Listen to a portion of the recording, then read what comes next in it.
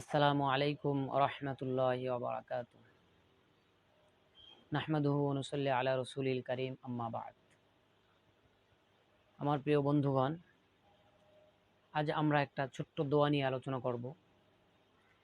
অনেক সময় ছোট ছোট দোয়ার উছিলায় আল্লাহ তাআলা অনেক বড় বড় আযাব গজব থেকে মানুষকে হেফাজত করেন। আমরা ৫ ওয়াক্ত নামাজ পড়ব। আমাদের মেয়ে লোকেরা পর্দা মেনে চলবেন, স্বামীর খেদমত করবেন, আল্লাহকে ভয় করে চলবেন। সাথে সাথে ছোট্ট একটা আমল, ফজর এবং মাগরিবের নামাজের পরে যে ব্যক্তি আল্লাহুম্মা আজিরনি মিনান নার এই দোয়াটি ৭ বার পাঠ করবে। যদি সে ফজরের নামাজের পরে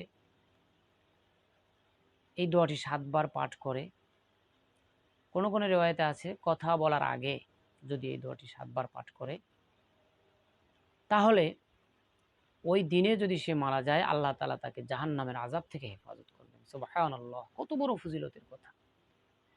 ছোট্ট একটা আমল, এই উসিলায় আল্লাহ তাআলা তাকে জাহান্নাম থেকে মুক্তি দিয়ে দিবেন। এভাবে নবীজি বলেছেন, যে ব্যক্তি এরকম সন্ধ্যায় মাগরিবের নামাজের পরে কথা না বলে ৭ বার এই দোয়াটি পাঠ করবে, আল্লাহুম্মা আজিরনি মিনান নার, অর্থ, হে আল্লাহ তুমি আমাকে জাহান্নাম থেকে মুক্তি দাও। কি সুন্দর অর্থ! হে আল্লাহ তুমি আমাকে জাহান্নাম থেকে মুক্তি দাও।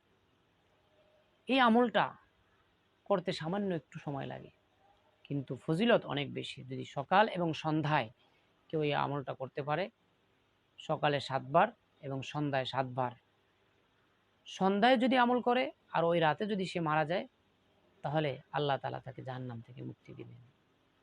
আল্লাহ আমাদের সকলকে জাহান্নাম থেকে মুক্তির ফয়সালা করুন। আমিন।